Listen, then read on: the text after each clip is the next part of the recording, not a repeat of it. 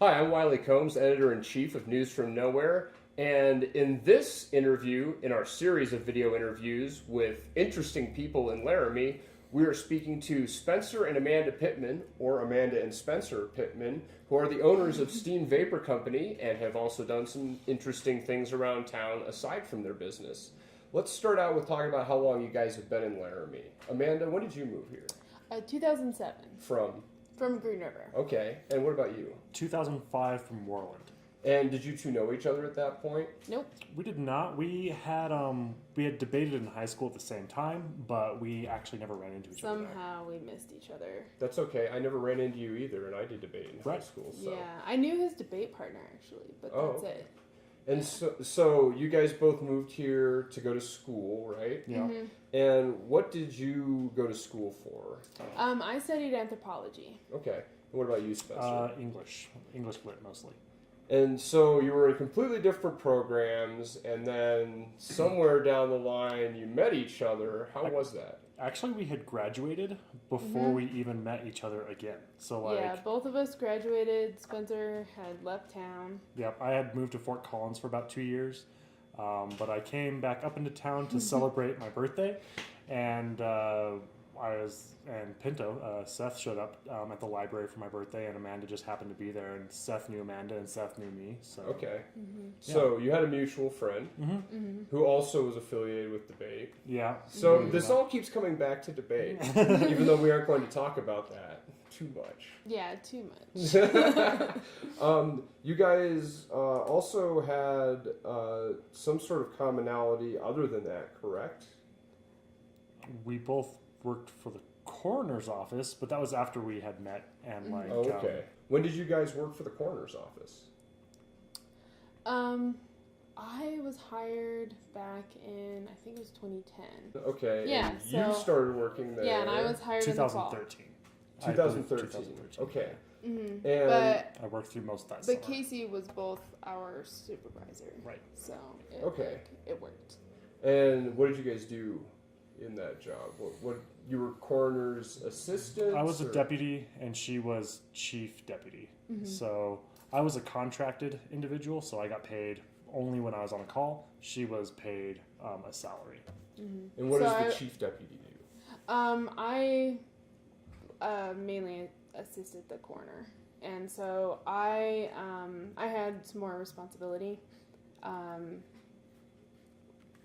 I took on more of the death investigation responsibilities. Administrative stuff as well. And some more administrative stuff, yeah, like faxing things, this and that. But mainly overall, what deputy coroners do is death investigation. Okay. So when someone dies unexpectedly, we would go to the scene, take photographs, write down what happened at the scene, interview family members, notify next of kin if they hadn't been notified, interview witnesses, interview police, interview anybody like that. Let's see. And then we would also be the custodians of the body, do transport, toxicology, and then an autopsy if that was necessary. So I mostly took pictures and moved bodies. So this all transitions very naturally to owning a vapor shop. And I want to find out how you guys got there. First of all, you both have the same last name, which leads me to believe that you're either siblings or you're married. Right. So we got married actually 3 years ago today, July 6, 2013. And hold on. Happy anniversary. Thank you. Yeah, so we got married, and we had, having both worked at the coroner's office, we had seen just like a lot of folks who had smoked and like emphysema. Like seeing emphysema firsthand is pretty shocking. And by firsthand we mean like at autopsy. Right. What does emphysema look like in an autopsy? It's like so you normally got like a smooth surface of a lung. Emphysema, like you get bulges on the outside. It's really weird, and it's like they're black, and it's gross. Yeah. So that's what my lungs look like. Probably, Okay, probably. cool. So if you ever want to fix that or something, it's just, Well, and not that this would like reverse it, but like you can. And not that this is 100% safe, but once we had heard that there was something that looked promising as a potential alternative for a thing, for a very addictive substance, Right. that so many people, a huge portion of the population, 20% of Wyoming? I believe it's like 19.8 in Wyoming smoke, 19.8%. Like, it's a really big proportion. Albany County, I think I figured it to be like 8,000 or 9,000 people probably smoke in Albany County. And since there had been no vape shop anywhere in Albany County yet, we decided that, it's kind of a ripe for the taking kind of situation. And actually someone else thought that too. Another shop opened exactly 1 month after we did. It was funny because we went and did meet and greet with them, and they were like, "The vape shop where?" Like, downtown on 3rd and Grand. Like, what? So we kind of dropped an anvil on them there, but it's it's the way business is, I guess. Yeah. And they're gone, and you're still here? No, They're still here. there. They're still there. But they're not a solely vape shop. Oh, okay. They're tobacco and vape, so Oh, okay. it's also kind of like half head shop, half vapor shop. And now there are a few other shops too that kind of do the same thing. But So let's talk about you moved into this kind of with the idea that you were going to provide maybe not a completely safe alternative, but a better option than cigarettes. What have the challenges been there? Like, I'm sure that at the beginning this was a booming industry. It seems like it's become really popular.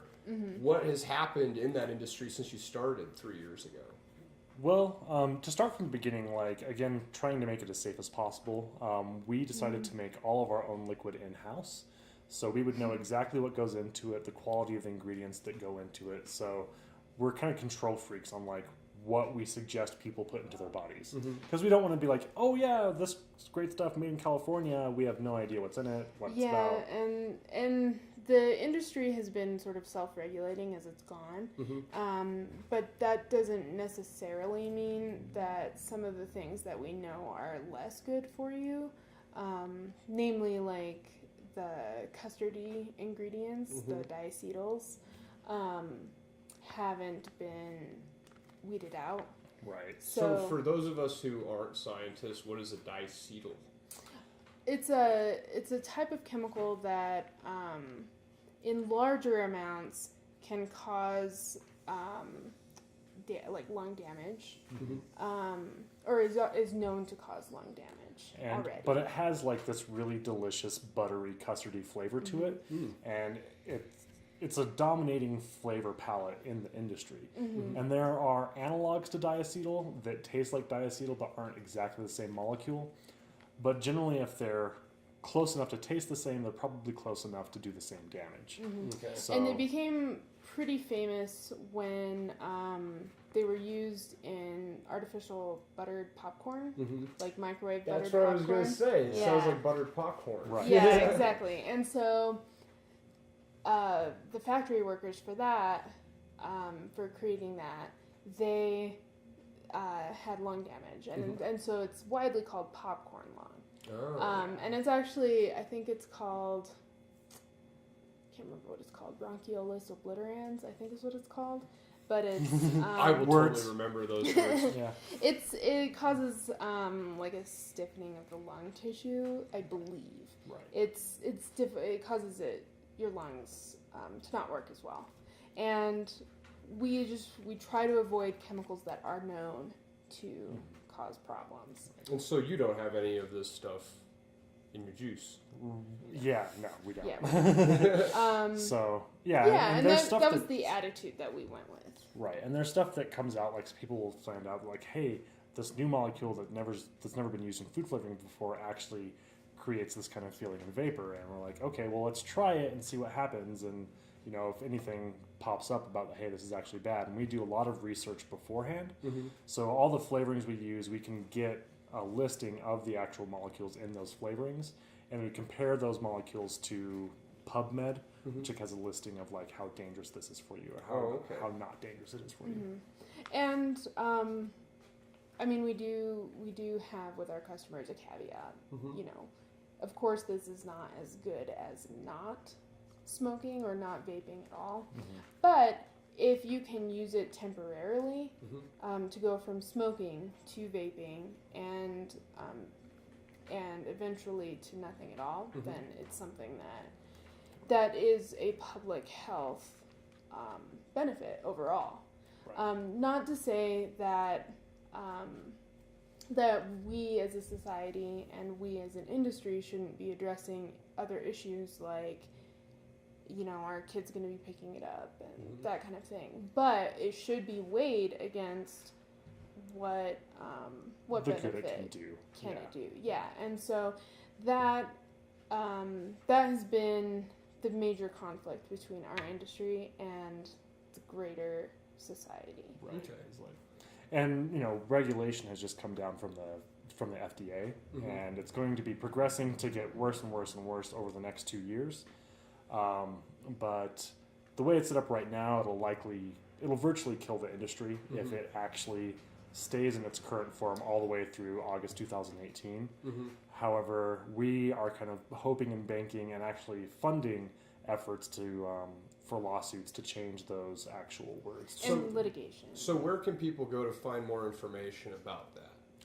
There are a bunch of advocacy groups.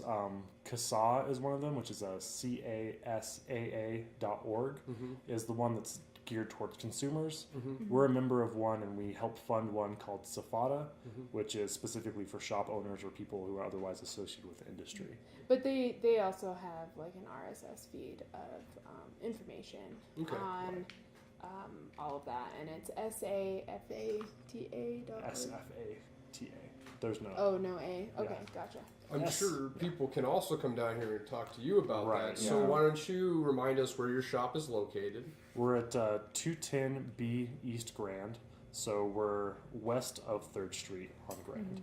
And we've got a big flashy light up sign. So. You do have a big sign outside, and you have all this vape stuff in here, so it's pretty easy to tell where the shop is. And we're planning on having a new vinyl decal on our window here soon. Thanks to Digital Blues. Oh, yes. Yeah. I've talked to them before, too. Yeah. Interesting. All right. Well, I'm sorry to cut this short because we had so much more to talk about, but I'm glad that we talked about your background and what your shop does. I want to thank you guys for taking the time to talk to me today. Thank you. Yeah. And I'm Wiley Combs, as usual, editor-in-chief of News from Nowhere. I've been joined today by Spencer and Amanda Pittman, who are the proprietors of Steam Vapor Shop, which is located downtown. And you can stop into their shop and check out what they have. And you can also check out our other video interviews and other videos for This is Laramie on YouTube on the This is Laramie channel. Thank you for joining us. I'm Wiley Combs. Thank you, Amanda and Spencer. Thank you. Thank you. And don't forget, this is Laramie.